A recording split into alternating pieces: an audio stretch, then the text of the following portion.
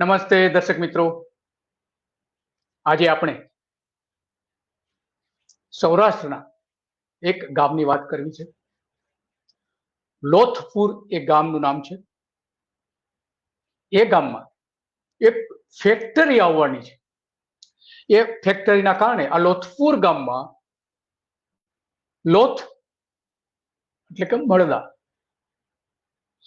અહીંયા જો આ ફેક્ટરી ચાલુ થશે તો દર વર્ષે હજારોની સંખ્યામાં પ્રદૂષણના કારણે મળદાઓ પડશે, લોકોના મોત થશે. કારણ કે આ ફેક્ટરી એક એવી છે કે એના હવામાં એટલું ઝેર હોય છે કે જેના કારણે લોકો શ્વાસની બીમારી, કેન્સરથી લઈને ફેફસાથી લઈને હૃદયરોગની બીમારી થાય છે લોકોને. જ્યાં જ્યાં આવી ફેક્ટરી થઈ છે આખા વિશ્વમાં, ત્યાં ત્યાં આ પ્રકારનું આપણે જોવા મળ્યું છે. અને આ ફેક્ટરી છે તાંબાની, યાની કે કોપર. આ ગામ આવેલું છે અમરેલી જિલ્લાના રાજુલામાં. ત્યાં ગામ લોકો વિરોધ કરી રહ્યા છે. આજે આપણે વિરોધ જોઈ રહ્યા છીએ કે આ ફેક્ટરી સામે વિરોધ કરી રહ્યા છે. પરંતુ ભારતીય જનતા પાર્ટીના કેટલાક ચોક્કસ નેતાઓ આ ફેક્ટરી બને એ માટેનું પહેલેથી જ લાયસન્સ કરી રહ્યા છે, એની સાથે જોડાયેલા છે. અનેક જગ્યાએ એવા પુરાવા મળે છે કે આ નેતાઓ આ ફેક્ટરી કોઈ પણ રીતે અહીં બનાવવા માંગે છે. આટલા મોટા પ્રમાણમાં ત્યાં લોકો દેખાવો કરી રહ્યા છે. સ્થાનિક માણસો આપણે જોઈ રહ્યા છે કોપર પ્લાન્ટનું એક જે ટાંકી બની છે, કામ પણ ચાલુ કરી દેવાયું છે. અને એટલા માટે અહીંના લોકો વિરોધ કરી રહ્યા છે. આ વિરોધ જે છે એ મૂળ ફેક્ટરી જ્યાં હતી ત્યાં એ ફેક્ટરી બંધ કરી દેવામાં આવી છે. કિરી ગ્રુપ જેને કહેવામાં આવે છે, Indo Asia copper factory, Indo Asia copper company આ ફેક્ટરી સ્થાપી રહી છે. 2021માં ગુજરાત સરકાર સાથે ઇન્ડો એશિયા કોપર કંપનીએ MOU કર્યા હતા 21માં. અને આ પ્રોજેક્ટ ત્યારે 6,000 કરોડ રૂપિયાનો હતો, એ વધીને એકાએક 17,000 કરોડ રૂપિયાનો બતાવવામાં આવ્યો છે. અને હવે તો કદાચ એની જે કિંમત છે ફેક્ટરીની 20,000 કરોડ રૂપિયા બતાવવામાં આવી રહી છે.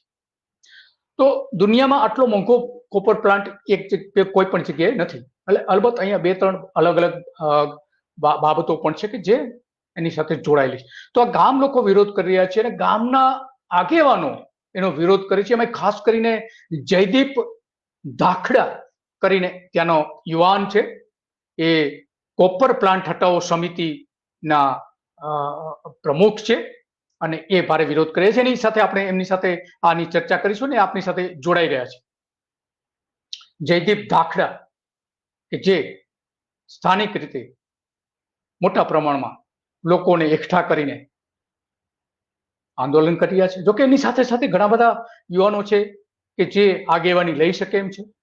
અને આ ઇન્ડો એશિયા કોપર ફેક્ટરી સામે બધા મળીને આંદોલન કરી રહ્યા છે. અને લગભગ અહીંયા 2025માં એ શરૂ થવાની હતી એવું ટાર્ગેટ આપવામાં આવ્યો હતો. પરંતુ જે રીતે ગામ લોકો વિરોધ કરી રહ્યા છે એ રીતે નથી લાગતું કે અહીંયા કદાચ આ ફેક્ટરી શરૂ થાય. અને એટલા માટે હવે કદાચ 2027 સુધીનો ટાર્ગેટ પણ આપવામાં આવ્યો એવું બની શકે છે. 4,000 કરોડ રૂપિયાની જે પેલા શરૂઆતમાં ફેક્ટરી બનવાની હતી, પછી 7,000 કરોડ થઈ અને હવે 17,000 કરોડ સુધી એનું મૂડી રોકાણ બતાવવામાં આવી રહ્યું છે. કચ્છમાં અદાણીની ભારતની સૌથી મોટી કહી શકાય બીજા નંબરની ફેક્ટરી, એમાં માત્ર 10,000 કરોડ રૂપિયાનું રોકાણ થયું છે. અદાણીની કોપર ફેક્ટરી છે પોતાની, તો ત્યાં 10,000 કરોડનું રોકાણ થયું છે. પરંતુ આ ઇન્ડો એશિયા કોપર જે છે અમરેલી જિલ્લાના રાજુલામાં, એમાં 17,000 થી 20,000 કરોડ રૂપિયાનું મૂડી રોકાણ બતાવવામાં આવી રહ્યું છે. આ એટલા માટે લોકોએ વિરોધ કરી રહ્યા છે કે આની પહેલા જ્યાં જે કર્ણાટકમાં ફેક્ટરી હતી ત્યાં પણ મોટા પ્રમાણમાં વિરોધ થયો હતો. અને એટલા માટે એ બધી બાબતોનો બાબત છે. અને સ્થાનિક જે અમરેલીના કોંગ્રેસના જે નેતા છે જેનીબેન ઠુમર, કે જે એમણે ચૂંટણી વખતે, લોકસભાની ચૂંટણી વખતે પણ મુદ્દો બનાવ્યો હતો અને એમણે આ અંગેની કેટલીક વાતો કરી હતી. એ જે જૂની એમની વિડીયો જે છે એમના સોશિયલ મીડિયામાં મૂકેલી છે, એ આપણે સાંભળીએ કે જેનીબેન ઠુમર શું કહી રહ્યા છે, કોંગ્રેસના નેતા. અમરેલી લોકસભા ઉમેદવાર, આજે હું વાત કરવા આવી છું કાંઠા વિસ્તારની સમસ્યાની. ખૂબ મોટી સમસ્યા એટલે કે કોપર કંપની જે રાજુલા જાફરાબાદ પંથકમાં આવી રહી છે, આ કંપની આવવાથી આજુબાજુના 36થી વધારે ગામડાઓના જનજીવન ઉપર અસર પડવાની છે. ત્યારે આજે હું આપને બાહેધરી આપવા આવી છું.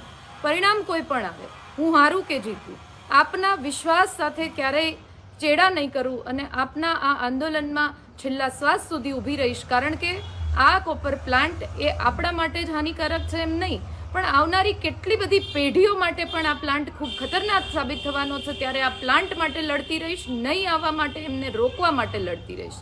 સામેના ઉમેદવાર આ પ્લાન્ટને નહીં આવવા દેવાનું એક પણ સ્ટેટમેન્ટ આપી નથી શક્યા અને સાથે સાથે એવું પણ એમને ખબર નથી કે આ વિસ્તાર એમના અમરેલી સંસદીય મત ક્ષેત્રમાં આવે છે કે કેમ. ત્યારે વિચારવાનું આપને છે. આપને ખૂબ હૃદયપૂર્વકની વિનંતી કરું છું કે આપણે સૌ સાથે મળીને આપણા હક, અધિકાર અને આવનારી પેઢીના સંઘર્ષ માટેની લડાઈ આ વખતે લડવાની છે. હું આપની સાથે અડીખમ ઊભી રહીશ એવી ખાતરી પણ આપું છું. આપનો ખૂબ ધન્યવાદ. જેનીબેન કહી રહ્યા છે, કોંગ્રેસના અમરેલીના નેતા. માત્ર જેનીબેન જ નહીં પણ ઘણા બધા લોકો એનો વિરોધ કરી રહ્યા છે. સ્થાનિક લોકો પણ એટલા જ મોટા પ્રમાણમાં વિરોધ કરી રહ્યા છે. આ સૂચિત પ્લાન્ટ જે છે એની સુનાવણી થઈ હતી ત્યારે પણ ગામ લોકોએ મોટા પ્રમાણમાં વિરોધ કર્યો હતો અને બધા ભેગા થયા હતા. પોલીસે ધરપકડ કરી હતી, પોલીસે સ્થાનિક લોકો પર અત્યાચાર કર્યા હતા. એ બધી જ બાબતો થઈ હતી અને જે દેખાવો થયા હતા,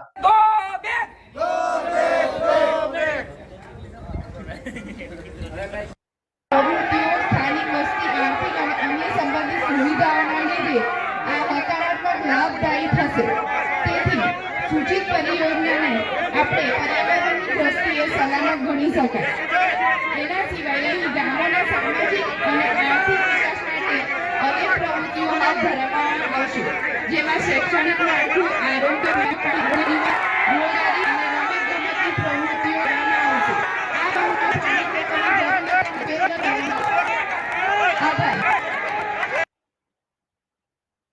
તો આ રીતે ત્યાં મોટા પ્રમાણમાં વિરોધ થયો હતો. ગામ લોકોએ ભેગા થઈને જ્યાં પર્યાવરણની સુનાવણી હતી જીપીસીપી દ્વારા રાખવામાં આવી હતી, ગુજરાત પ્રદૂષણ નિયંત્રણ બોર્ડ દ્વારા. તો એમાં આ બધા જ લોકો વિરોધ કરતા હતા. પોલીસ પણ એની સાથે જોડાયેલી હતી અને પોલીસે પણ એને રોકવાનો પ્રયત્ન કર્યો હતો અને ખુરશીઓ પણ ઉછળી હતી આમાં, કે લોકો એટલા મોટા પ્રમાણમાં વિરોધ કર્યો હતો. તો ગામ લોકો આના માટે ઘણું બધું કહી રહ્યા છે. એક જે સ્થાનિક આગેવાન જે છે એ શું કહી રહ્યા છે એક પણ આપણે સાંભળીએ. પ્રમાણમાં નુકસાન કરવાની છે. 17,000 કરોડ રૂપિયાનો એનો પ્લાન છે અને એ કંપની પોતે જ એના રિપોર્ટમાં સ્વીકારે છે કે અમે 1,300 કરોડ રૂપિયા પર્યાવરણ માટે વાપરવાના છીએ. એટલે કંપનીનો રિપોર્ટ જ જણાવે છે કે જબરજસ્ત પ્રમાણમાં એ પર્યાવરણને નુકસાન કરવાની છે. સાથે સાથે રાજુલા અને જાફરાબાદ તાલુકાની ખેતીને મારા અનુભવ પ્રમાણે ગુજરાતમાં નંબર 1 પ્રકારની 50-60 ફૂટ મીઠા પાણી છે. એ મીઠા પાણીને આ કોપર કંપનીનો જે પ્રવાહી ઝેરી નીકળવાનો છે એનાથી ભયંકર નુકસાન થવાનું છે. એટલે અમે આ વિસ્તારમાં લોકોને જાગૃત કરવા અને આ આંદોલનને સફળ બનાવવા માટે અમે આવ્યા છીએ.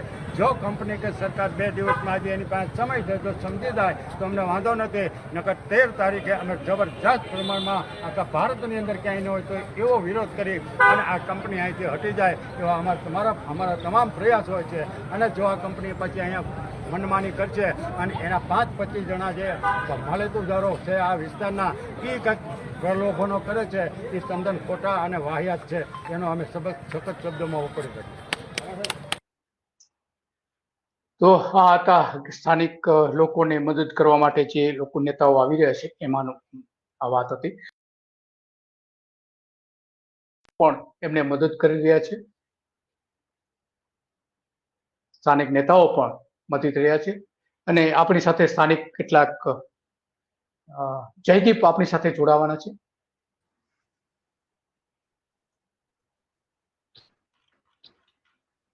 જયદીપ તાખડા. જી નમસ્તે સર. હા, તમારું સ્વાગત છે જયદીપ સત્ય ડેમાં. અને તમે જ્યાં ત્યાં આંદોલન કરી રહ્યા છો સ્થાનિક લોકો સાથે મળીને અને એને માર્ગદર્શન પણ પૂરું પાડી રહ્યા છો, ઘણા બધા લોકોને ભેગા કરીને આસપાસના જે 36 ગામના લોકો છે એને આગેવાની લઈને સ્થાનિક રીતે મજબૂત આંદોલન કરી રહ્યા છો અને આખા ગુજરાતમાં તમારા આંદોલનની નોંધ પણ લીધી છે. તો આ શું આખી પરિસ્થિતિ છે? કઈ રીતનું ત્યાં પ્રદૂષણ થવાનું છે? ફેક્ટરી શું કરવાની છે? અને ત્યાંના સ્થાનિક લોકોને શું એની અસર થવાની છે? એ કઈ થોડી તમે વાત કરશો કે ખરેખર આ પ્લાન્ટમાંથી શું થવાનું છે તે? જી, મુખ્ય જે પ્લાન્ટ એવો છે કે કોપર સ્મેલ્ટિંગના નામે ઓળખાય છે, જે આમ કહી શકાય કે ખૂબ જ જે પ્રદૂષિત પ્લાન્ટ જે ગણી શકાય પર્યાવરણને લગતા, એમાં સૌથી ખતરનાક કોપર અને સ્ટીલ હોય છે. એમને ઓગાળવાનો જે પણ કારખાના નાખવામાં આવે છે એ ખૂબ જ ખતરનાક હોય છે. વિશ્વમાં હાલમાં પણ 122 કે 23 પ્લાન્ટ જ એક્ટિવ છે. બરોબર. અમેરિકા આપણે જાણીએ કે આવડું મોટું વિશ્વનું સૌથી મોટું છે, છતાં પણ 3 પ્લાન્ટ અમેરિકાની અંદર પણ એક્ટિવ છે. એમાં એક જ તે લોકો ચલાવે છે. એટલે પર્યાવરણ ખૂબ જ મોટા પ્રમાણમાં આની અંદર પર્યાવરણનું નુકસાન થવાની પૂરી શક્યતા છે, કારણ કે સલ્ફ્યુરિક બેઝ આખો પ્લાન્ટ હોય છે, સલ્ફરયુક્ત એસિડ પણ એની અંદર બને છે. એટલે પર્યાવરણને ખૂબ જ મોટું નુકસાન આની અંદર રહેલું છે. વિશ્વના 150 જેટલા કરતા પણ વધારે દેશો પોતાના દેશની અંદર પ્લાન્ટ સ્થાપવા દેતા નથી. ત્યારબાદ આપણા દેશની પણ વાત કરીએ તો લગભગ છેલ્લો પ્લાન્ટ તમિલનાડુની અંદર હતો, ખૂબ મોટા પ્રમાણે 1 લાખ મેટ્રિક ટન થી પણ જે વધારે પ્લાન્ટ હોય તેવો 4 લાખ મેટ્રિક ટનનો પ્લાન્ટ તમિલનાડુની અંદર તુતીકોરીનની અંદર આવેલો હતો. એ આપ સૌ આપણે પરિચિત છીએ તુતીકોરીનથી. ને જે ત્યાં હિંસા થઈ, જે પ્લાન્ટે સ્ટરલાઇટ ઇન્ડસ્ટ્રીએ જે નુકસાન કરેલું, એ એમની નોંધ સુપ્રીમ કોર્ટે પણ લીધેલી હતી અને એ આપ સૌ આપણે એનાથી પણ પરિચિત છીએ. જી સર. ને હાલ એટલે ત્યાં તુતીકોરીમાં ત્યાં પ્લાન્ટ બંધ કરી દેવામાં આવ્યો છે ને? જી જી જી, એ પ્લાન્ટ 2018 થી બંધ છે. ત્યાં એકચ્યુઅલમાં બન્યું હતું એવું કે પ્લાન્ટના વિરોધની અંદર વિરોધ 1996 થી શરૂ થઈ ગયેલો હતો. લગભગ 6 કે 7 વખત એ લોકોએ આંદોલન ચલાવેલું, પ્લાન્ટ બંધ થઈ જતો, ફરીથી લાગવગના કારણે પ્લાન્ટ શરૂ કરવામાં આવેલો હતો. બરોબર. ત્યારબાદ લાસ્ટમાં 2018 ની અંદર જયારે આંદોલન તેમની ચરમસીમાએ પહોંચ્યું, લોકોનો જે પ્રતિક્રિયા, આખો જે જિલ્લો હતો ને તુતીકોરીન, આખો જિલ્લો આનાથી ત્રાસિત થઈ ગયેલો હતો. એટલે લગભગ 30,000 લોકો આંદોલન ઉપર બેઠા અને 101 દિવસ આંદોલન ચાલ્યું. 100મા દિવસે સરકાર દ્વારા એની ઉપર શિક્ષાત્મક પગલા લેવાયા અને પોલીસને ફાયરિંગની અંદર 13 લોકોનું મૃત્યુ પામ્યું, 109 જેટલા ઘાયલ થયા અને ત્યારબાદ સુપ્રીમ કોર્ટે આના ઉપર બેન મૂકેલો હતો. જી. તો ત્યાં શા માટે વિરોધ, આ કોપર પ્લાન્ટનો શા માટે ત્યાં તુતીકોરીમાં વિરોધ કરવામાં આવતો હતો? એના કોઈ કારણો ખરા? મુખ્ય કારણો જે છે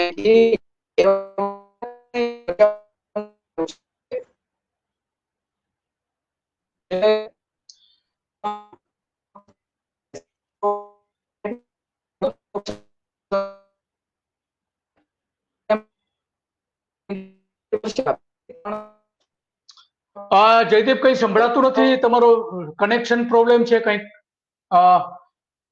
ત્યાં કનેક્શન પ્રોબ્લેમ છે કંઈક, એટલે સંભળાતું નથી. ફરીથી એમને આપણે જોડીશું. તો આ જે આખો એમણે જે વાત કરી કે તુતીકોરીમાં આવો જે પ્લાન્ટ હતો અને ત્યાં મોટા પ્રમાણમાં વિરોધ પણ થયો હતો, તો અહીંયા ગુજરાતમાં શા માટે તો પણ લાવવામાં આવી રહ્યું છે જયદીપ? જે ગુજરાત આમ કહી શકાય ને કે સૌથી સેફ, બીજેપીની સૌથી સેફ રાજ્ય માનવામાં આવે છે ગુજરાતને. ગુજરાતમાં એવું છે કે ભાઈ ગમે તે ઇન્ડસ્ટ્રી આવે, લોકોને ડેવલપમેન્ટ જોઈએ છે, પર્યાવરણના કોઈ પણ ભોગે જોઈએ છે. તો આવા 3-4 પ્લાન્ટ ગુજરાતની અંદર સ્થાપવામાં આવેલા હતા. બિડલાનો જે પ્લાન્ટ છે એ એક્ટિવ છે. ત્યારબાદ જે અદાણીનો પ્લાન્ટ પણ છે, એમનું કામ પણ શરૂ થયેલું છે ને એ પ્લાન્ટ લગભગ 10,000 કરોડના ખર્ચે બનાવેલું હતું ને 10,000 કરોડ SBI દ્વારા આપવામાં આવેલા છે પૂરેપૂરું બનાવવા માટે.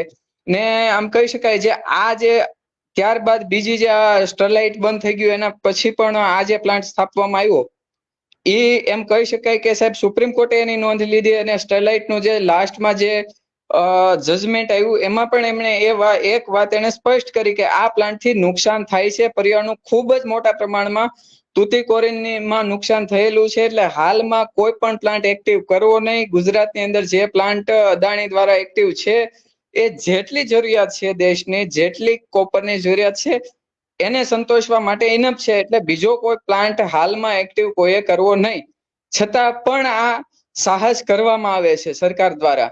ને એ પણ સાહેબ એવી કંપની બનાવવામાં આવી રહી છે કે જેણે એક પણ કોપરનું 1 પણ કિલો ગાળવાનું કોઈ પણ પોતાના પાસે અનુભવ છે નહીં. કિરી ઇન્ડસ્ટ્રી નામની જે કંપની છે, કિરી ઇન્ડસ્ટ્રી પોતે 50 થી 60 જેટલી જીપીસીબી ની નોટિસ તેમને મળી ચૂકેલી છે. ડાઈસની દૂધવાળા જે 3 યુનિટ એમના ચાલતા હતા એ 3 માંથી હાલમાં 1 છેડું છે, 2 યુનિટ ઉપર બંધ કરી દેવામાં આવેલા છે. અને આજુબાજુમાં દૂધવાળાના ખેડૂતોનો પણ ખૂબ જ મોટો ત્યાં પણ સ્ટ્રાઇક હાલે છે. એટલે આ જે ઇન્ડસ્ટ્રી આવી નુકસાનકારક હતા એમને સીધું સોંપી દેવામાં આવ્યું છે. ને એ પણ એવડો મોટો પ્લાન્ટ છે કે 10 lakh metric ton 10 lakh metric ton copper બનાવશે. જી એની સાથે 16 લાખ મેટ્રિક ટન ડીએપી ને યુરિયા જે બાકીનું જે ખાતર છે એ છે. એ સિવાય એસિડ છે કરવાનું છે. 5000 ટન જેટલું તો સોનું પણ નીકળવાનું છે બાય પ્રોડક્ટ. તો તમે જે ત્રણ પ્લાન્ટની એની વાત કરી કિરી ગ્રુપની કે જે આ જે અત્યારે બનવાનો છે ઇન્ડો એશિયા કોપર પ્લાન્ટ, તો એ ક્યાં ગુજરાતમાં છે 3 પ્લાન્ટ એમના? જે એ કિરી ઇન્ડસ્ટ્રી એકચ્યુઅલમાં ડાઈસ ના પ્લાન્ટ છે, કોપરના કોઈ પણ એની પાસે પ્લાન્ટ નથી, કોઈ અનુભવ નથી. 5 લોકો. ઓકે, હા જી બરાબર છે. તો બનાવવામાં આવ્યું છે. હા, તો અહીંયા ગુજરાતમાં શા માટે લાવવામાં આવે છે ને લાવવાનું કારણ શું છે? કોણ છે એની પાછળ? કોઈ નેતા એને મદદ કરી રહ્યા છે? જે શક્યતા છે કિરીના ત્યારબાદ એમના સંબંધો. તમારો અવાજ કપાય છે જયદીપ, અવાજ કપાય છે.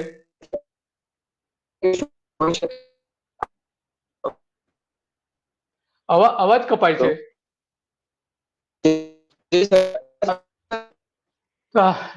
જયદીપ નો અવાજ કઈ ત્યાં એમના સિગ્નલ નો પ્રોબ્લેમ છે એટલે સંભળાતું નથી એમનું, એ શું કહી રહ્યા છે તે. તો આ આખો જે એમણે જે વાત કરી કે ઇન્ડો એશિયા કોપર એ અમરેલી જિલ્લાના રાજુલા ખાતે કોપર સ્મેલ્ટર અને ખાતર સંકુલ આખું બનશે એમનું કેવું છે. 2021માં સરકાર સાથે એને એમઓયુ પણ કર્યા હતા. તો જાહેરાત કરવામાં આવી હતી અને પ્રોજેક્ટ 2025 સુધીમાં કામગીરી કરતો થઈ જશે એવું પણ નક્કી કરવામાં આવ્યું હતું.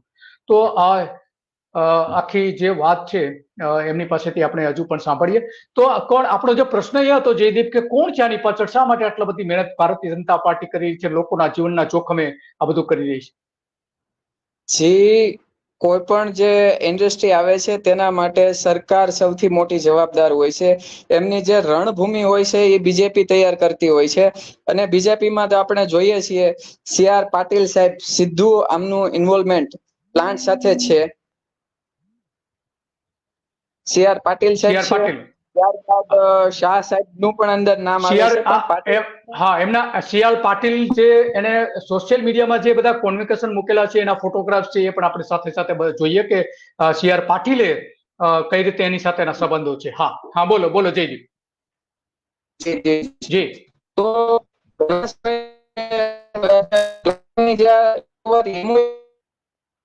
ત્યારથી શંકાના બીજો રોપાઈ એવું થયું છે. 2021 ની અંદર 2 મહિનાની અંદર પ્લાન્ટ ઇન્ડો એશિયા કોપર નામની કંપની બનાવવામાં આવી, રજીસ્ટ્રેશન થયું, 2 કરોડ રૂપિયાનું લાયબિલિટી ફંડ એકઠું કરવામાં આવ્યું અને 5 થી 6 એની અંદર ડાયરેક્ટર નિમવામાં આવ્યા. ત્યારબાદ 2022 ની અંદર વાઇબ્રન્ટ ગુજરાત સમિટની અંદર ભૂપેન્દ્ર પટેલ સાહેબ CM સાહેબના નેજાની છે, તેમની સાથે ગુજરાત સરકારે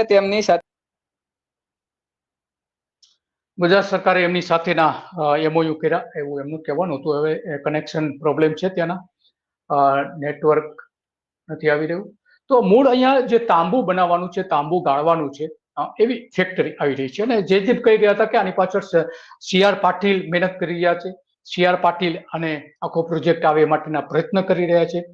અને એ બધી વાતો જયદીપ આપને કરી રહ્યા હતા. તો આવી બીજી ભારતની સૌથી મોટી ફેક્ટરી પણ એને ગણવામાં આવે છે.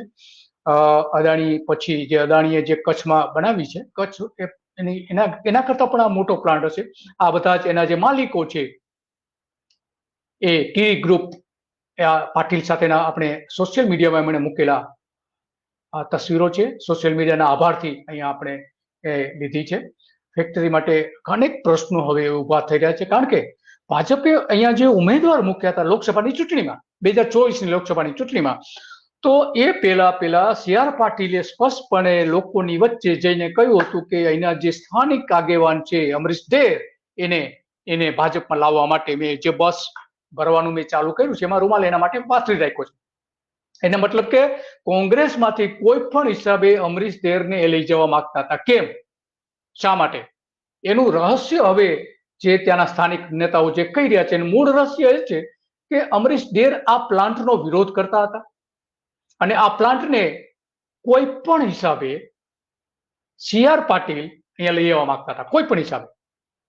અને એનો વિરોધ ડેર કરતા હતા. ડેર નહીં પણ એ પહેલાના જે સંસદ સભ્ય હતા ભારતીય જનતા પાર્ટીના, 2024ની લોકસભાની ચૂંટણી પહેલાના સંસદ સભ્ય, એ પણ આ પ્લાન્ટનો વિરોધ કરતા હતા. તો એને ઉમેદવાર તરીકે ખસેડી લેવામાં આવ્યા. એની જગ્યાએ જે 6 ધોરણ ભણેલા એક ઉમેદવાર, અંગૂઠા છાપ ઉમેદવારને લાવીને એને સંસદ સભ્ય બનાવી દેવાય, કારણ કે આ ફેક્ટરીનો વિરોધ ન કરે એટલા માટે. મૂળ કારણ તો આની પાછળનું એવું બતાવવામાં આવી રહ્યું છે. અને હવે તો આ ફેક્ટરીને મદદરૂપ કરી શકે એ રીતે CR પાટીલ તો હવે કેન્દ્રમાં મિનિસ્ટર પણ બની ગયા છે, પાણી પ્રધાન બની ગયા છે નરેન્દ્ર મોદીની સરકારમાં. અને એટલા માટે હવે અહીંયા જે કંઈ થાય છે એને મદદ કેન્દ્રમાંથી પણ હવે મળશે. પહેલા તો એ માત્ર પ્રદેશ પ્રમુખ હતા. હા જયદીપ, હા બોલો. CR પાટીલનું તમે વાત કરી રહ્યા હતા. સ્ક્રીન ઉપર બતાય જ છે, આપ જોઈ શકો છો કે કંપનીના CEO સાહેબ સાથે કેવા સંબંધો પાટીલ સાહેબના છે તે. હા જી સાહેબ. ને જે આપે અગાઉ કે ડેર સાહેબમાં જે સંપૂર્ણ રાજનીતિ નું જે આખું ષડયંત્ર એ કોપર પ્લાન્ટ માટે જ ઘડવામાં આવ્યું. ડેર સાહેબને લઈ લેવામાં આવ્યા, એ પણ એક કારણ છે. બીજું કારણ આપણે જણાવ્યું જે સાંસદ સભ્ય નારાયણભાઈ કાછડિયા છે કે તેઓ આ પ્લાન્ટ ને ગમે તે પ્લાન્ટ હોય, ખેડૂતોને અને આમ લોકોનો પ્રશ્ન એ હંમેશા ઉઠાવતા હોય છે. લોક સુનાવણી હોય તો એમની પહેલી રજૂઆત હોય છે. તો એમને પાસેથી પણ જીતેલા હોવા છતાં ટિકિટ લઈ દેવામાં આવી. તો આની પાછળ બહુ મોટું માથું કહી શકાય કે હાથ કહી શકાય એ બીજેપી નો છે. અને પ્લાન્ટ કોઈ પણ ભોગે તે લાવવા માંગે છે. બરાબર છે. કોઈ પણ હિસાબે લોકોનો વિરોધ હોય છતાં પણ અહીંયા 50, આજે જે વાત કરી તમે કે 35 થી 50 જેટલા ગામડાઓના લોકોને અસર થશે, તો કેટલી વસ્તી, કેટલી રાજુલા સહિત કેટલી વસ્તીને અસર થશે આ પ્લાન્ટના પ્રદૂષણની? પ્રદૂષણની વાત કરીએ તો રાજુલા શહેર પોતે, પછી જાફરાબાદ શહેર, કુલ મળી અને આજુબાજુના સીધા કહી શકાય ને તો 1.5 લાખ જેટલી વસ્તી આના સંપર્કની અંદર છે. ત્યારબાદ 180 સિંહો આ વિસ્તારની અંદર વિચરી રહેલા છે. આ સિવાય ગીધ છે, કચ્છ પછી યાયાવર પક્ષી, નાના હંજ છે, એમની કોલોની માત્ર ને માત્ર આ જ વિસ્તારની અંદર આવેલી છે. એટલે પર્યાવરણની દ્રષ્ટિએ ખૂબ જ નુકસાનકારક આ પ્લાન્ટ છે. ત્યારબાદ કંપની પોતે સ્વીકારે છે કે જો એ પ્લાન્ટ દ્વારા એક દિવસની અંદર sulphur oxide 13,282 kilo sulphur oxide નીકળવાના છે, કાઢવાના છે. નાઇટ્રોજન ઓક્સાઇડ 7,000 કિલો કાઢવાના છે. એમોનિયા ખૂબ જ મોટા પ્રમાણમાં 2 થી 2,500 કિલો નીકળવાનું છે. તો કુલ આપણે કહી શકાય કે આ બધા જ વાયુઓ છે એક પ્રકારના એસિડ છે. એટલે 2 થી 3 વર્ષ જો આ પ્લાન્ટ અહીંયા બનાવવામાં આવ્યો તો આજુબાજુમાં ખૂબ જ મોટું બાગાયત વિસ્તાર છે. કહી શકાય કે ગીરની કેસર કેરી છે. જયદીપને ફૂલ સ્ક્રીન ફોકસ કરો. જયદીપને ફોકસ કરો. હા જયદીપ ચાલુ રાખો. જી સર. તો આજુબાજુમાં લગભગ કહી શકાય કે 2 થી 3,000 હેક્ટરનું સીધું બાગાયત વિસ્તાર છે. કેરીના બહુ મોટા બગીચા આજુબાજુના વિસ્તારની અંદર આવેલા છે. આ સિવાય મોટા ભાગના ખેડૂત પરિવારો અહીં વિસરી રહ્યા છે. 1.5 લાખની વસ્તી છે અને આજુબાજુમાં 50 થી 60 કિલોમીટરની અંદર આ નુકસાનકારક છે. એટલે દરિયો ખૂબ જ નજીક છે. 4 થી 4.5 કિલોમીટરની અંદર દરિયો આવી જાય છે. એટલે સલ્ફર ઓક્સાઇડ ઓક્સિજન સાથે સંયોજાય છે અને સલ્ફ્યુરિક એસિડ બનશે એટલે સીધી અસર માછીમાર પર ઉપર પણ પડવાની છે. એટલે માછીમાર લોકો પણ આનો વિરોધ કરે છે.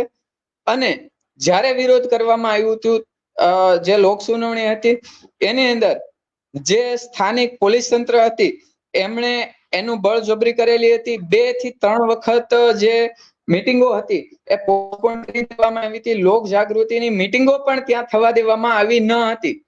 તો એની અંદર પોલીસના પણ સીધા કનેક્શન ખૂબ ડીવાયએસપી સાહેબના આની અંદર છે અને એની આપણે લેખિતમાં પણ આપણે રજૂઆત કરેલી હતી. પણ કહી શકાય ને કે બધું એમનું છે એટલે કોઈ રજૂઆત પણ ધ્યાનમાં ન લીધી. ત્યારબાદ જ્યારે લોક સુનાવણી હતી, લોક સુનાવણીનો વિડીયો પણ આપ એકવાર જોઈ શકો છો કે કેવી તાનાશાહી પોલીસ દ્વારા કરવામાં આવેલી હતી. નિર્દોષ 11 જેટલા લોકોને, ખેડૂતોને, કોઈ પણ આમ કહી શકાય ને કે જે અવાજ ઉઠાવવા માંગતા હતા એને સીધી અટકાયત કરી દેવામાં આવેલી હતી. જ્યાં સુધી લોક સુનાવણી પૂરી ન થવી એમને અટકાયત કરવામાં આવી. એક પણ પ્રશ્ન એમની રજૂઆતને ધ્યાનમાં આપવામાં આવ્યો નહીં. હા, એની રજૂઆત પણ સરકારે સાંભળી નહીં. એમને એવું કહે છે કે પોલીસને સ્થાનિક એમનો પોલીસને પોતાને પણ આમાં આ ફેક્ટરી બને એમાં રસ છે. જયદીપ, તમે એક વાત કરી કે પોલીસને પોતાને ઇન્ટરેસ્ટ છે આમાં, તો એ શું છે? એ જરા થોડું કોને વધારે તો ન કહી શકાય આખા તંત્રને, પણ આમ કહેવાય ને કે આખા પોતે જ જો ધારે તો એ ધારે એવું થાય છે ને એવું કરેલું છે. આપ લોક સુનાવણીના વિડીયો ઉપરથી સ્પષ્ટપણે દેખાઈ આવે છે કે પોલીસ તંત્ર પણ સામેવાળાનું છે. પોલીસ જેટલું કંપની કહે છે એટલું જ પોલીસ તંત્ર કરે છે. આમની અંદર ડીવાયએસપી વોરા સાહેબની સીધું ઇન્વોલ્વમેન્ટ છે. વોરા સાહેબને પણ આપ જોઈ શકો છો કે ડીવાયએસપી હોવા છતાં પણ તે ખેડૂતોના બાવડા ઝાલવા જાય છે. બરોબર, લેડી કોન્સ્ટેબલને કેમ કરીને અમાનવી રીતે એમને પકડવામાં આવે છે એ વિડીયો પણ જોઈ શકો છો. તો એ ઇન્વોલ્વમેન્ટ છે.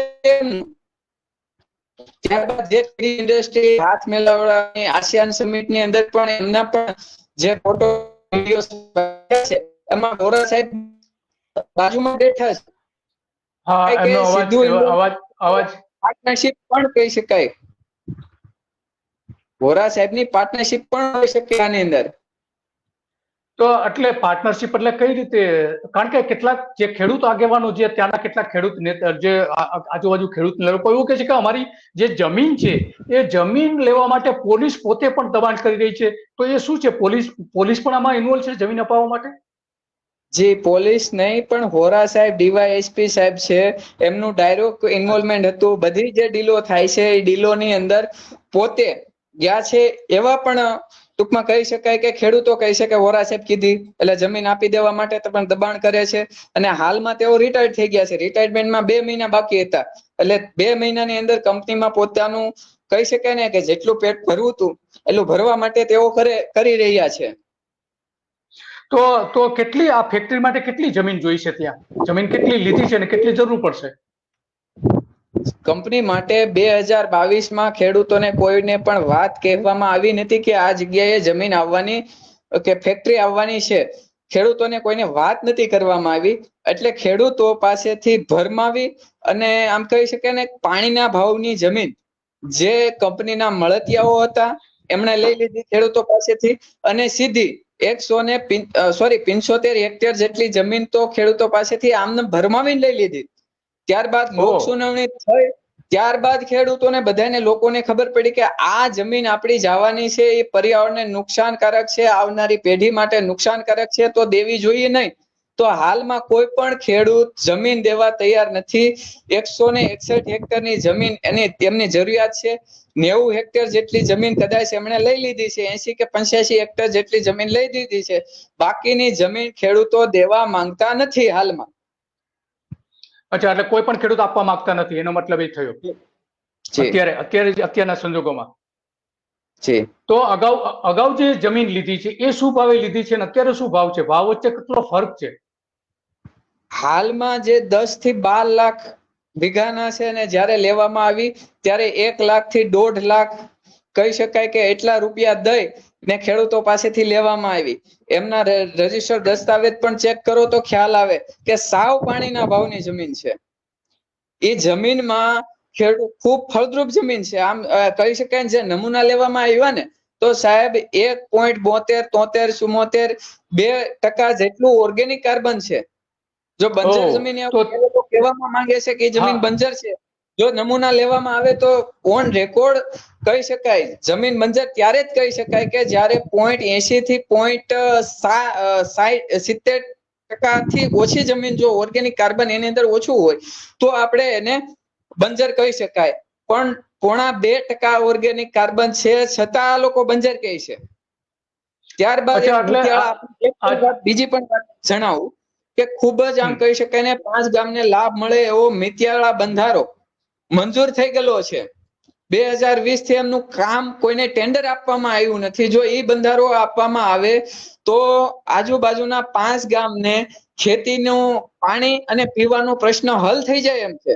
આ જે જમીન છે એ જે શું કહેવાય કે ખેડૂતો વેચે છે એમનું એક કારણ એવું છે કે એને સિંચાઈની પૂરતી વ્યવસ્થા નથી એટલા માટે વેચે છે. જે એક નહેર બનાવવામાં આવી છે 2013 ની અંદર નહેર તૈયાર થઈ ગઈ છે. હાલમાં એક પણ ટીપું ખેડૂતોને મળ્યું નથી. એટલે સરકાર પણ એવું ધારે છે કે ખેડૂતોને જે નહેર બનાવી છે તેમના જે મળતિયાઓ છે જે ટેન્ડર વાળા છે એમને પૈસા મળી ગયા છે, એમના માટે નહેર બનાવી દીધી છે. ખૂબ મોટું મૂડી રોકાણ જે સરકારના પૈસા હતા એમને મળી ગયા છે. પણ જે નહેરનો લાભ ખેડૂતોને મળવા જોઈએ એ લાભ ખેડૂતોને હજી એક પણ ટીપું પાણી આ વર્ષે નથી મળ્યું અને આવનારા 5-6 વર્ષની અંદર પણ નથી મળવાનું. હાલમાં કેટલા હેક્ટરમાં સિંચાઈ થવાની હતી આના નહેરના કારણે? જે નહેરના કારણે 2 થી 3 હજાર હેક્ટરનું સિંચાઈ મળવાનું હતું. 5 થી 6 ગામને સીધો આની અંદર લાભ, જે લોટપુર છે, લુણસાપુર છે, તો આ ગામને સીધું સિંચાઈનું પાણી મળવાનું હતું. જે જમીન જે ઇન્ડસ્ટ્રી જાય છે એમને જો ખેડૂતોને નહેર બનાવી દેવામાં આવે, નહેર દ્વારા જો પાણી આપવામાં આવે અથવા તો જે આ મિતિયાળો બંધારો છે એ બંધારો આપવામાં આવે ખેડૂતોને, પેલી માંગ છે. જો આ કરવામાં આવે તો હું માનું છું ત્યાં સુધી કોઈ પણ ખેડૂત કોઈ પણ ભોગે એક પણ વીઘો જમીન આપવા તૈયાર નથી થવાના. પણ સરકાર નથી બંધારો કરી દેતી કે નથી આ નહેરની અંદર પાણી આપવામાં આવતું. બરાબર છે. તો સરકાર પોતે જ પણ હવે ઈચ્છે છે કે ખેડૂતોને અહીંયા વધારે ફેસિલિટી આપવામાં ના આવે, કારણ કે જો આપવામાં આવે તો ખેતી સમૃદ્ધ થાય ને સમૃદ્ધ ખેતી થાય તો ખેડૂતો જમીન ના આપે, એટલે કે ખેડૂતો બેકાર બને, ખેડૂતોની આવક ઘટી જાય, ખેડૂત ગરીબ બની જાય, એના માટેના પ્રયત્નો સરકાર કરી રહી છે. એનો મતલબ એ તમે એવું કહેવા માંગો છો? સ્પષ્ટ છે એવા જ પ્રયત્નો હાલમાં થઈ રહ્યા છે. હાલનું જે આપ બજેટ પણ જોઈ શકો, બજેટ સિવાય પણ આ ખેડૂત પોર્ટલના ધાંધિયા આપ જોઈ શકો કે ખેડૂતો એટલા હેરાન થાય છે કે 20 વર્ષને છેલ્લા 20 વર્ષમાં પહેલી વાર એવું બન્યું છે કે એમ્પેનલમેન્ટ હજુ સુધી મળ્યું નથી. 1 પણ રૂપિયો સબસિડીનો જે દર વર્ષે ખેડૂતોને મળે છે એ 1 પણ રૂપિયો ખેડૂતોને આપવામાં આવ્યો નથી.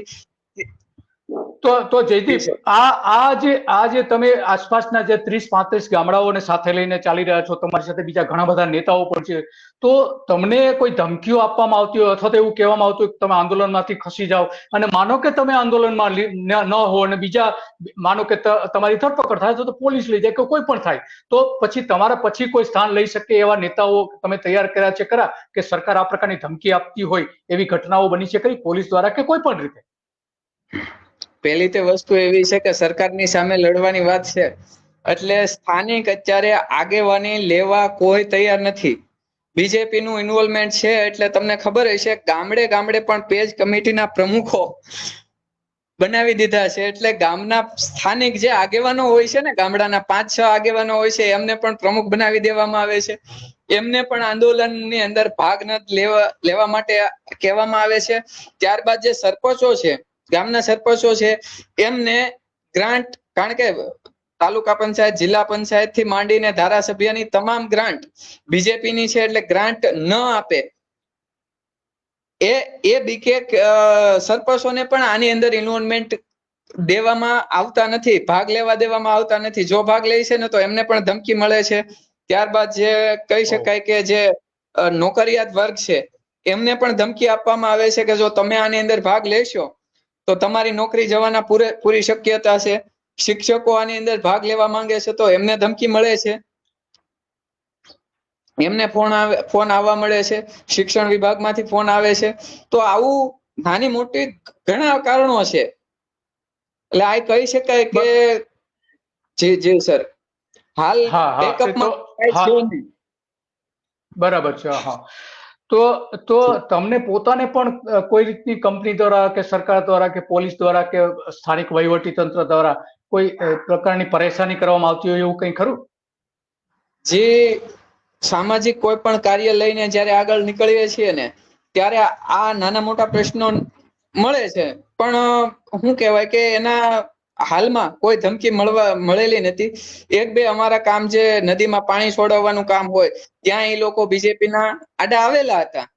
ધારાસભ્ય સાહેબ ખુદ એની અંદર રસ લઈ અને લગભગ 8 કે 10 દિવસ માટે ધાતરવડી નદીની અંદર પાણી એમને બંધ રખાવેલું હતું. તો આવા નાના મોટા કામ એ લોકો કરે છે ને એનથી કઈ જાજુ ફેર નથી થવાનો. ફેર નથી પડતો. અચ્છા, તો આ તમારું આંદોલન કેટલા સમયથી ચાલી રહ્યું છે? જે 13 માર્ચ લોક સુનાવણી હતી અને એના લગભગ 1 મહિના પહેલાથી અમે આંદોલન ચલાવેલું હતું. ફેબ્રુઆરી મહિનાથી આંદોલન શરૂ કરી દેવામાં આવેલું હતું. 2021 થી? ના ના ના ના સાહેબ, 2021 માં ખ્યાલ જ નતો. 2023 માં ફેબ્રુઆરી મહિનાની અંદર જ્યારે લોક સુનાવણી કરવામાં આવી સાહેબ, લોક સુનાવણીમાં જે ગ્રામ પંચાયતને જે લેટર મોકલવામાં આવ્યો કે ભાઈ તમારે કોઈ વાંધા વિરોધ હોય તો આપ લોક સુનાવણીની અંદર આવી શકે. જે જીપીસીબી દ્વારા લેટર મળ્યો એ લેટર વાયરલ થયો અને ત્યારબાદ ખબર પડવામાં આવી કે આવી ભયંકર કંપની આપણા વિસ્તારની અંદર આવી રહી છે. આજથી સાહેબ હું તમને તો ત્યાંના કોઈ ખેડૂતો જાણે છે ખરા? તમે એને અવેર કર્યા છે ખરા કે આ પ્રદૂષણથી શું થવાનું છે, કે એને કહ્યું છે કે શું અસર થવાની છે? જી સાહેબ, કોપર પ્લાન્ટ હટાવો સમિતિ દ્વારા ગામડે ગામડે મીટિંગો કરવામાં આવેલી હતી. દરેક ગામની અંદર મીટિંગો કરવામાં આવી હતી.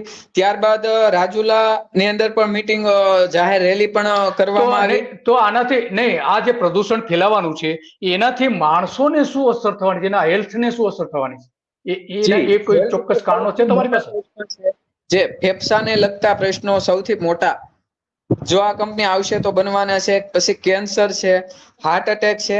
આની અંદર ઓલરેડી આ વિસ્તાર ભોગવી ચૂકે છે. અલ્ટ્રાટેક ના નુકસાન ના હિસાબે 2-4 ગામ એવા છે કે એની અંદર 10 ની અંદર 5-10 જે લોકો છે એની અંદર 5 તો એને કેન્સરના દર્દી છે એવા ગામડા છે. એક ગામની અંદર 100-150 કેન્સરના દર્દીઓ ઓલરેડી છે. તો આ અલ્ટ્રાટેકના કારણે, અલ્ટ્રાટેકની જે ફેક્ટરી છે, અલ્ટ્રાટેક સિમેન્ટ ફેક્ટરીની વાત કરો છો, એની આસપાસ આટલા બધા કેન્સરના કેસીસ છે? છે. બાબરકોટ ગામની અંદર છે, વડ ગામની અંદર છે, મિતિયાળા ગામની અંદર છે. સાંભળીમાં અને કેન્સરના સૌથી વધારે રોગો આ ગામડાની અંદર છે જ તે.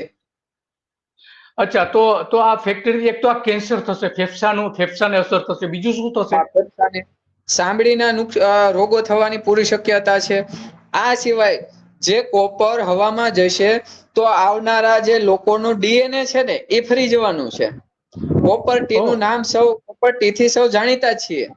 તો આવનારી પેઢી માટે સૌથી વધારે નુકસાનકારક છે તો આવનારી પેઢી માટે છે. જેટલું વાતાવરણની અંદર ફેલાશે એના કારણે ડીએનએ ફરી જશે અને લૂલું, લંગડું, પાંગડું બાળકો તમિલનાડુની અંદર જે તુતીકોરીન છે ત્યાં આ ઘટનાઓ જ્યાં બની હતી, આવા ઉદાહરણો ત્યાં મળેલા છે, ઓન રેકોર્ડ છે. અચ્છા, બરાબર છે. હા, લોકોના આરોગ્યમાં તો આ ગંભીર અસર થશે. તો એ આ જે હવામાં પ્રદૂષણ થવાનું છે એના કારણે ખેતીના પાકને કોઈ અસર થશે?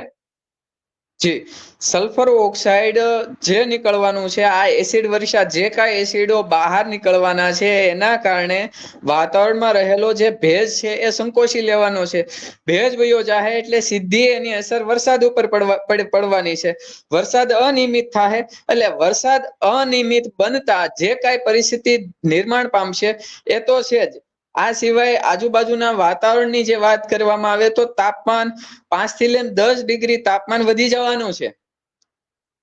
કારણ કે 2 થી લઈને 11,000 ફેરનહીટે કોપર ઓગાળશે, તાપમાન લઈ જશે ત્યારે કોપર ઓગાળવાનું છે. એટલે એના હિસાબે આજુબાજુનું વાતાવરણ પણ તાપમાન પણ વધવાનું છે, અને તાપમાન વધશે એટલે સીધી જ અસર બાગાયત પાકમાં થવાની છે. જે ફૂલ આવશે, જે કપાસ છે કે જે ફૂલ દ્વારા જે પાકો હોય છે એના ઉપર એની સીધી અસર થાય. એટલે 50% પાકો એવા છે કે જે ઉગવાના કોઈ પણ સંજોગો આ જો કંપની આવશે તો રહેવાના નથી. ત્યારબાદ જે દેશી વેરાયટી છે, જુવાર ને બાજરો છે, તો એ રહે. બાકી જે કહી શકાય રોકડિયા પાકો છે, આ સિવાય બાગાયત જે છે, આંબા છે, આ પાકો છે, આની સીધી અસર આ પાકો ઉપર પડવાની છે. એટલે ખેડૂતો અવેર જ છે. તો રાજુલા આખા ગુજરાતમાં, હું તો કહીશ કે આખા ભારતમાં કદાચ આપણે નળ સરોવરની આસપાસના વિસ્તારોને બાદ કરતા રાજુલાની જે બાજરી છે એ બાજરો તેનો બહુ વખણાય છે, બહુ આરોગ્ય માટે બહુ સારો છે એવું કહેવામાં આવે છે. તો એ બાજરાને પણ અસર થશે? હા, 100% અસર. બાજરાની તો સાહેબ અસર એવી છે કે બાજરા માટે હાલ રહેવા દીધું નથી. બાબરકોટનો જે બાજરો વખણાય છે, બાબરકોટનો બાજરો ફેમસ છે, એનું એક કારણ એવું હતું કે જમીનની અંદર લાઇમસ્ટોન હતો. લાઇમસ્ટોન અલ્ટ્રાટેક દ્વારા ખોદી લેવામાં આવેલો છે. હવે લાઇમસ્ટોન ને જે ખનિજ ધાતુ જે જમીનની અંદર રહેલી છે એ ધાતુ રહેવા દેવામાં આવેલી નથી. એટલે બાબરકોટની અંદર જે માઇનિંગ કરેલી છે એના કારણે બાજરો નાશવંત છે. હવે જૂજ ખેડૂતો 20 થી 25 ખેડૂતો એવા છે કે જે દેશી બાજરો ઉગાડે છે અને એનો ભાવ 2,000 થી લઈને 2,500 છે મણના. સામાન્ય બાજરાના 400 થી 500 છે. 5 થી 6 ગણો ભાવ બાજરાનો વધારે છે બાબરકોટના બાજરાનો. પણ એના માટે જે જરૂરી વાતાવરણ છે એ આ કંપની આવશે એટલે આને બાજરાને નુકસાન થાય ને. ઓલરેડી બાબરકોટનો બાજરો 80% તો બાજરો ખતમ જ થઈ ગયો છે સાહેબ. ખતમ થઈ ગયો. તો આના ભૂગર્ભ જળમાં શું અસર થશે? આસપાસના ગામોમાં ભૂગર્ભ જળની શું અસર થશે આ ફેક્ટરીના કારણે? આજુબાજુનું જે છે ને એમ કહી શકાય કે કંપની પોતે સ્વીકારે છે કે 32,000 KLD પાણીની પોતાની ડેલી એમની પોતાની જરૂરિયાત રહેલી છે. એ 32,000 ની અંદરથી જે કાંઈ પાણીનું જે પ્રોસેસ થાય ને બહાર વેસ્ટેજ જેટલું પાણી નીકળવાનું છે એ પાણી કાં તો એ દરિયાની અંદર નાખશે ને કાં જમીનની અંદર ભૂગર્ભની અંદર એ લોકો એમનું કરવાના છે. તો જો ભૂગર્ભની અંદર જાહે તો ઓલરેડી આજુબાજુના વિસ્તારની અંદર 2,000 થી લઈને 2,500 TDS નું પાણી છે. ખૂબ જ ઊંચા TDS છે ને જમીનની અંદર આવી બધી કંપનીઓએ મળીને આર્સેનિક અને કહી શકાય કે ફ્લોરાઇડ ઓલરેડી જમીનની અંદર વધારે જ છે પાણીની અંદર, ને આ કંપની વધતા ઓછા પ્રમાણમાં ભેળવશે. તો એ પ્રદૂષણ એવું છે કે કંપની કદાચ 10 વર્ષ શરૂ રહે અને જેટલું પ્રદૂષિત પાણી જમીનની અંદર છોડશે એ કોઈ પણ કાળે નીકળવાનું નથી. એટલે સૌથી મોટું નુકસાન તો એ જ થવાનું છે. તો તમે આ એક વાત કરી હતી કે માછીમારોને અસર થશે, તો એ કઈ માછીમારોને કઈ રીતે અસર થશે? જી, કંપની આમ કહી શકાય કે 4 થી લઈને 5 કિલોમીટર દૂર દરિયો આવેલો છે. ખૂબ જ નજીક દરિયો છે. એટલે કંપનીની પહેલું પ્રાયોરિટી એવી હોય છે કે કંપનીનું બેકગ્રાઉન્ડ છે. બધી કંપનીઓ આવું જ કરતી હોય છે. કાં તો એ નદીની અંદર પાણી છોડે છે, કાં ભૂગર્ભની અંદર ઉતારે છે, અને કાં તો આ પ્રદૂષિત પાણી દરિયાની અંદર છોડે છે. અંકલેશ્વરની અંદર પણ દહેજની અંદર જે પ્લાન્ટ છે ત્યાં પણ આવું આ રીતનું કૃત્ય થઈ રહેલું છે. ત્યાં પણ દરિયાની અંદર માછીમારી કરવી હવે શક્ય નથી. અને જાફરાબાદની અંદર પણ ખૂબ 100% દરિયાની અંદર એ લોકો પાણી છોડવાના છે એવી પૂરી શક્યતા છે. કારણ કે આવડું મોટું પાણીનો વિશાળ જથ્થો કઈ રીતે સંગ્રહિત કરવો એનું ક્યાંક તો નિરાકરણ કરવાનું જ છે, કરવું જ પડશે. કંપની જે પોતે દાવો કરે છે એ તો ફોગટ છે. કંપનીના જે કહી શકાય કે જે એલડી કહે છે કે ઝીરો લિક્વિડ ડિસ્ચાર્જ ની વાત કરે છે એ સાવ બેબુનિયાદ છે. એવી કોઈ પણ કંપનીએ પોતાની અંદર ટેકનોલોજી પ્લાન્ટની અંદર એવી કોઈ ઉપયોગ કરવાના નથી. 2008 ની ખૂબ જ શિલાચાલુ ટેકનોલોજી એ લોકો ઉપયોગ કરવાના છે. એટલે એના કારણે પણ 2008 ખૂબ જ મોટા પ્રમાણની અંદર નુકસાન થવાનું છે સાહેબ. બરાબર છે. હા, એટલે કે પર્યાવરણ, પાણી અને જમીનને મોટું નુકસાન તો થવાનું છે. તો આનું જે વેસ્ટ નીકળશે, કારણ કે મોટા પ્રમાણમાં વેસ્ટ નીકળવાનો છે, તો એ વેસ્ટનું શું કરવાના છે? એમાંથી નીકળવાનું છે પ્રોસેસમાંથી તાંબુ કાઢવા માટે જે નીકળવાનું છે એમાંથી જે કોપર કાઢશે એનાથી 2 ગણું વધારે વેસ્ટ નીકળવાનું છે. જીપ્સમ નીકળવાનું છે. આ સિવાય ખૂબ જ ઝેરી કહી શકાય એવી આર્સેનિક છે, શીશુ, આ કહી શકાય એવી ખૂબ જ ભયંકર જે નુકસાનકારક ધાતુઓ હોય છે ને એ ધાતુઓ આની અંદર નીકળવાની છે. કોબાલ્ટ છે, આર્સેનિક છે, તો આવી ધાતુ છે ને એ લોકો એનું સ્ટોક કરશે. સ્ટોક જે રીતે એ લોકો કરશે તેમાં પાણી, વરસાદનું પાણી ભળશે અને વરસાદના પાણી દ્વારા પણ એ ભૂગર્ભમાં ભળવાનું છે. આ સિવાય જ્યાં પણ સ્ટોક છે એના વાયુ દ્વારા પણ આજુબાજુના વિસ્તારની અંદર નુકસાન થવાનું છે.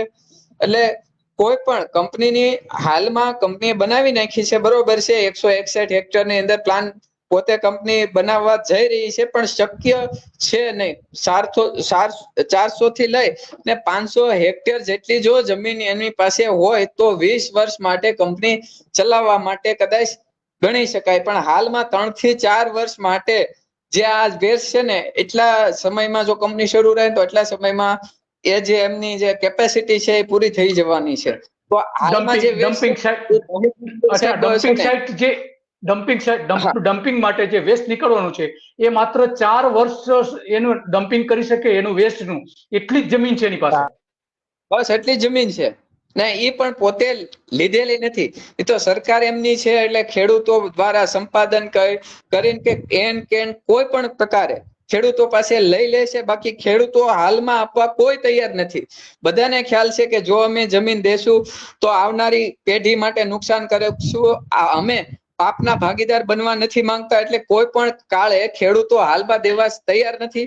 પણ સરકાર એમની છે એટલે સંપાદન કરીને કે કોઈ પણ પ્રકારે લેશે. બરાબર. ધાક ધમકી કાયદાનો ગમે તે ઉપયોગ કરીને, પોલીસ તંત્રનો ઉપયોગ કરીને, મામલતદારથી લઈને બધાના કલેક્ટરનો ઉપયોગ કરીને લેશે. જેમાં તો દરેક જગ્યાએ એ જ કરે છે આજ સરકાર. તો વાત સાચી છે તમારી. તો આ જે એનું રો મટીરિયલ છે તાંબુ કાઢવા માટેનું, એ ક્યાંથી લાવવાના છે રો મટીરિયલ? રો મટીરિયલ હાલમાં તો આપણી પાસે એટલું કોપરની કોઈ એવી ખાસ માઇનિંગ છે નહીં. જે માઇનિંગો છે એ હિન્દુસ્તાન કોપર લિમિટેડની પોતાની છે. વાત બીજી એવી છે કે હિન્દુસ્તાન કોપર લિમિટેડ સરકારી સાહસ છે, પણ બીજેપી આવ્યા દ્વારા એને ઘણી કોપરની માઇનિંગ છે, કોપરની જે ખાણો છે એ વેચી દેવામાં આવેલી છે અને હિન્દુસ્તાન કોપર લિમિટેડને પાછી પાડવામાં આવેલી છે. એટલે વધતા ઓછા પ્રમાણે કદાચ એ ખાણોનો ઉપયોગ કરે. બાકી મોટા ભાગનું જે મટીરિયલ છે એ એક્સપોર્ટ કરવાના છે. યુરિયા એક્સપોર્ટ કરવાના છે, પોટાશ એક્સપોર્ટ કરશે, રો મટીરિયલ તમામ જે છે એ તમામ એક્સપોર્ટ કરશે. વિદેશથી એ લોકો લાવવાના છે, ઇમ્પોર્ટ કરવાના છે. એ કંપની પોતે સ્વીકારે છે. અચ્છા, એટલે વિદેશથી આ આખું એને લઈ આવશે. તો આમાં એક વાત એવી આવે છે કે તાંબુ ઉપરાંત જે તમે આ અલગ અલગ જે બધા મિનરલ્સ અને મેટલની જે વાત કરી, તો આમાંથી સોનું પણ નીકળવાનું છે એવી વાત છે. કારણ કે દરેક કોપર પ્લાન્ટમાં નીકળતું હોય છે, તો આમાં કેટલા પ્રમાણમાં નીકળવાનું છે એનો કોઈ અંદાજ મૂકો છો? વધતા ઓછા પ્રમાણની અંદર કોપરની સાથે સોનું છે, સેલેલિયમ છે, આ સિવાય નાની મોટી ધાતુ, ઘણી ધાતુ આની અંદર નીકળવાની છે. પણ સોનું, ચાંદી છે. એટલે વધતા ઓછા પ્રમાણમાં 5 મેટ્રિક ટનની આસપાસ એ કંપની સ્વીકારે છે કે થોડા ઓછા પ્રમાણમાં નીકળશે એવું છે. અચ્છા, સોનાનું એ પણ નીકળશે. તો હવે શું સ્થાનિક લોકો જે છે, ગામડાના લોકો, એ શું વિચારી રહ્યા છે? તમારો શું પ્લાન છે? તમે શું કરવા માંગો છો? હાલમાં જે આંદોલન છે એને કેન પ્રકારે સરકાર અને તંત્ર દબાવી દે છે. એટલે પૂરી રીતે અમે આંદોલન કરીને નથી શકતા. જે અમે કાઢેલી હતી રેલી માટે અવારનવાર લગભગ 1 થી 1.5 મહિનો એ લોકોએ અમને રોકેલા હતા. જાહેર સભાઓ માટે પરમિશન આપવામાં ટૂંકમાં એ આનાકાની કરેલી. મામલતદાર સાહેબ, ટીડીઓ સાહેબ સોરી આપણે એસડીએમ સાહેબ, પછી પોલીસ તંત્ર, આણે 2-3 વખત આપણી જે રજૂઆતો હતી, જ્યારે જે તારીખે આપણે આંદોલન કરવાનું હતું, 2-3 વખત આપણે રોકેલું પણ ખરું. ને હાલમાં આપણી એવી સ્ટ્રેટજી છે કે આ પ્લાન્ટ જોવા આવશે. હાલમાં આ દિલ્હી ખાતે જે પર્યાવરણ એક્સપર્ટ એપ્રેઝલ કમિટી જે હોય છે, એમની પાસે આ વિચારાધીન છે. એ લોકો પર્યાવરણની જે કાંઈ રજૂઆતો છે એ સાંભળી અને એના દ્વારા નિર્ણય લેશે. અને એમાં પણ ભૂપેન્દ્ર યાદવ સાહેબની સાથે લોકો મીટિંગ પણ કરી આવેલા છે, જે પર્યાવરણ મંત્રી છે. એટલે પર્યાવરણ મંત્રી, હા, થોડાક દિવસોમાં સમાચાર એવા છે કે થોડાક દિવસોમાં એમને એટલા બધા વિરોધ અને વાંધો હોવા છતાં પણ ઈસી મળી જાય એવું પણ બને સાહેબ. પણ અમારી છેલ્લા શ્વાસ સુધીની સાહેબ, હું તમને આપના દ્વારા જણાવી આપું કે છેલ્લા શ્વાસ સુધી લડવાની તૈયારી છે. પ્રાણ દેવા પડે છતાં પણ પાછી પાની ક્યારે પણ કરવામાં આવી નથી અને કરવામાં પણ આવશે નહીં. આંદોલન, ઉપવાસ આંદોલન થી માંડીને તમામ પગલાઓ, જો ઈસી સરકાર જો આને ઈસી આપશે અને આ જે પ્લાન્ટ છે, ફેક્ટરીનો પાયો જો નાખવામાં આવે, તો પૂરી જવાબદારી હવે સરકારની રહેશે. અમે જે આંદોલન કરવાના છીએ એ કરવાના છે, એ શરૂ થઈ જશે ને હાલ ગ્રાઉન્ડ ઉપર શરૂ પણ છે. અચ્છા, તો એટલે કંપનીએ કામ ચાલુ કર્યું છે ખરું અત્યારે? ના, હાલમાં કંપનીને જ્યાં સુધી ઈસી, એ લોકો ભ્રમ ફેલાવે છે કે હવે કામ થોડાક દિવસોમાં 10મા મહિનામાં શરૂ કરીએ છીએ, 8મા મહિનામાં શરૂ કરીએ છીએ, 9મા મહિનામાં શરૂ કરીએ છીએ. આવો ભ્રમ અવારનવાર ફેલાવે છે.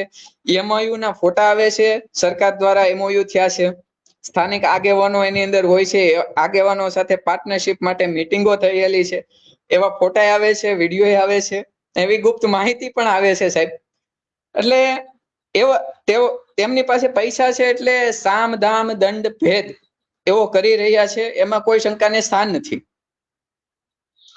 બરાબર છે. તો તમને આ જે આંદોલન કરો છો એમાંથી બહારના લોકોએ કેટલી તમને ટેકો આપેલો છે? કોને કોને તમને ટેકો આપ્યો છે? બહારના લોકોએ સ્થળ ઉપર મુલાકાત લીધી હોય અને પત્રો દ્વારા અથવા તો ફોન કરીને કઈ રીતે કોઈ જાણીતા વ્યક્તિઓ ખરા તમને ટેકો આપનારાઓમાં? બહારના લોકોમાં આપણે જાણીએ તો માત્ર ને માત્ર જે લોકસભાના જે પ્રત્યાશી હતા, જેનીબેન ઠુમર, કોંગ્રેસના જે ઉમેદવાર હતા, એમના દ્વારા અમને અવારનવાર ટેકો પણ આપવામાં આવ્યો. વીરજીભાઈ દ્વારા પણ રજૂઆત, જ્યારે અમને તારીખો મળતી નથી, જ્યારે અમને પોલીસ દ્વારા મંજૂરી નથી આપવામાં આવી, ત્યારે એમણે અમને સપોર્ટ કરેલો. ત્યારબાદ જેનીબેને પણ તેમના ભાષણમાં પણ એમને સપોર્ટ કરેલો. કોંગ્રેસ દ્વારા અમને સપોર્ટ છે. બરાબર. બાકી બીજેપી દ્વારા એક પણ નેતાએ એક પણ સ્ટેટમેન્ટ આપેલું નથી. રજૂઆતો બધાને કરેલી છે. જી સાહેબ. ઓકે. અને બીજા કોઈ પૂર્વ ધારાસભ્યો અથવા તો જે આવા આંદોલનો કરતા હતા અગાઉ, એમાંના કોઈએ તમને ટેકો આપ્યો છે ખરો? ખુલ્લીને ડેર સાહેબ આવેલા નથી આની અંદર, પણ ડેર સાહેબે પોતાનો લેટર પેડ કંપનીના વિરોધમાં આપેલો છે સાહેબ અમને. જ્યારે લોક સુનાવણી હતી ત્યારે પોતે આવી નતા શક્યા, બાકી એમનો લેટર કંપનીના વિરોધમાં મળેલો છે કે ભાઈ આ જે આવે છે સ્વાસ્થ્ય સાથે છેડા કરનારી છે, ખેડૂતોને નુકસાન થવાનું છે, આજુબાજુમાં ખૂબ ભારે હાલાકી થવાની છે, તો આ પ્લાન્ટ ન આવે એવી મારી રજૂઆત છે. તેમનો એક લેટર પેડ મળેલો ખરો સાહેબ. બાકી કોઈની મૌખિક એક પણ વાત કોઈ કરેલી નથી સાહેબ. બરાબર. ભાવનગર, અમદાવાદમાંથી કોઈ નેતાઓ આવ્યા હોય, કોઈ સામાજિક નેતાઓ એવા કોઈ? નહીં. કોઈ પણ પર્યાવરણના જે મિત્રો છે એમનો અવારનવાર ટેકો છે કે ભાઈ આ પર્યાવરણને નુકસાનકારક છે, સિંહો એટલા છે.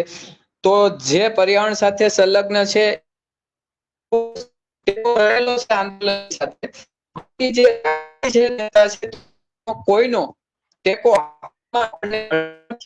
ભવિષ્યમાં આપણે પણ ઘણા કરેલી છે, ઓપન છે. જેમને આવું હોય, જેમને આગેવાની લેવી હોય, એમને હું આગેવાની આપવા પણ તૈયાર છું, જો તે વિરોધ કરે તો.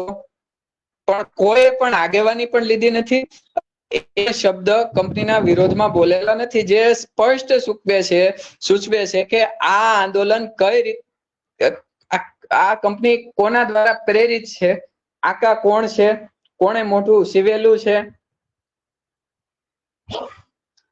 બરાબર. હા જયદીપ, ઘણી બધી તમે વિગતો આપી સારી. લોકોની તમે ખાસ કરીને તમે જે લડો છો તમારા પોતાના હક માટે, એક સારી બાબત છે. જી ગુજરાતના ઘણા બધા લોકો તમારામાંથી પ્રેરણા પણ લઈ રહ્યા છે.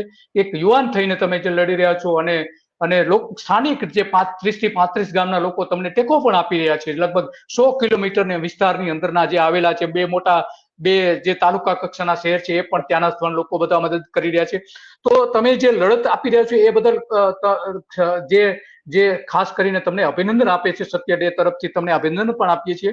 અને હવે આમાં ધન્યવાદ. કોઈ પણ તમને એવું જરૂર લાગે તમે ગમે ત્યારે સત્ય ડે નો સંપર્ક કરી શકો છો, અને સત્ય ડે તમારી સાથે રહેશે. તમારો ખૂબ થેન્ક ખૂબ યુ આભાર. સર. ધન્યવાદ સર. તો આ હતા જયદીપ, કે જેમણે એક આંદોલન ઊભું કર્યું. 1.5 વર્ષથી એક મજબૂત કંપની, ભારતની સૌથી મજબૂત કંપની કહી શકાય, એની સામે લડી રહ્યા છે. કંપની સામે લડી શકાય છે, પરંતુ સ્થાનિક રાજકીય નેતાઓ જ્યારે એને મદદ કરતા હોય છે ત્યારે લડવું ઘણું મુશ્કેલ થઈ જતું હોય છે. એમાંય જ્યારે CR પાટીલ જેવા નેતાઓ આવી કંપનીઓને મદદ કરતા હોય છે ત્યારે તો લડવું ઘણું મુશ્કેલ થઈ જતું હોય છે. આપણે જોયું છે ઘણા બધા લોકો સામે આજ પાટીલે ઘણા બધા કેસ કરાવ્યા છે. એની સામે જે પડી જાય છે એની સામે કેસ કરાવેલા છે. આપણે વિડીયો હમણાં જોયો હતો થોડા સમય પહેલા, કે ભારતીય જનતા પાર્ટી માટે ડોનેશન ફંડ ઉઘરાવનારા એક વ્યક્તિએ જ્યારે એને કમિશન આપવાનું હતું પાટીલ તરફથી, પાટીલને કમિશન એને ન આપ્યું, એટલા માટે એને વિડીયો જાહેર કર્યો હતો, અને એમાં એમણે આજે એ યુવાન જેલમાં છે.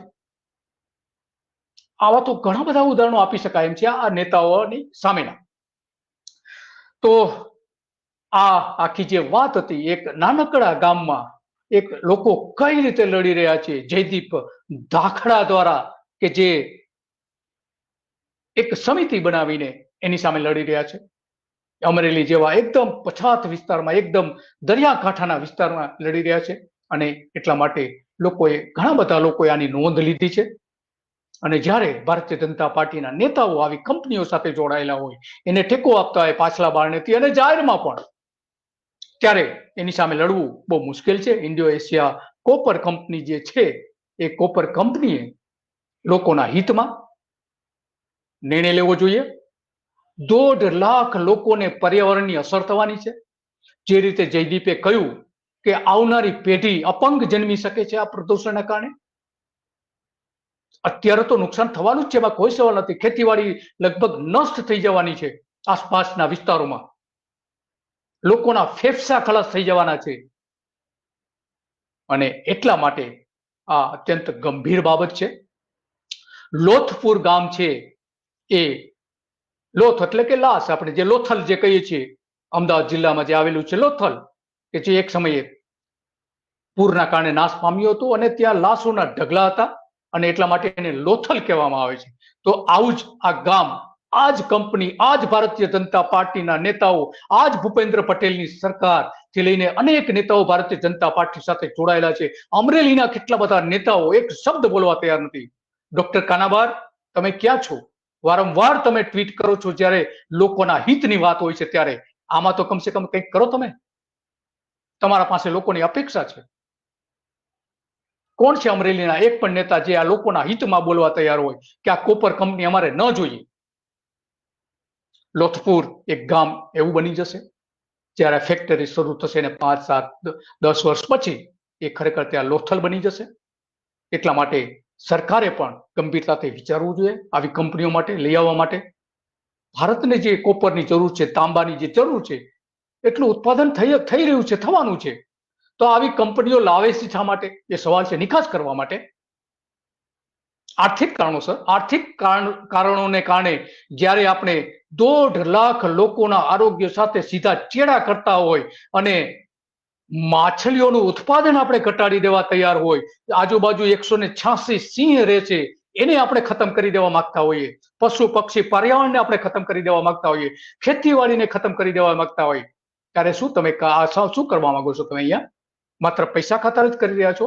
20,000 કરોડ રૂપિયા કોઈ કંપની રોકે અને તમને એમાંથી ચૂંટણી ફંડ મળે એટલા માટે તમે કરી રહ્યા છો આ. એટલા માટે તમારે ફરીથી આ વિચારણા કરવી જોઈએ. અને આ કોપર પ્લાન્ટને જેમ બને તેમ પર્યાવરણની મંજૂરી ન આપવી જોઈએ એવી સ્થાનિક લોકો પણ કહે છે અને સમજુ લોકો પણ કહી રહ્યા છે.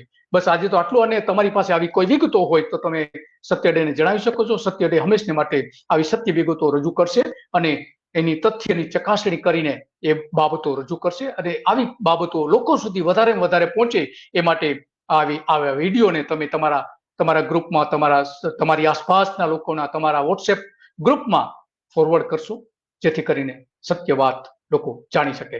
નમસ્તે.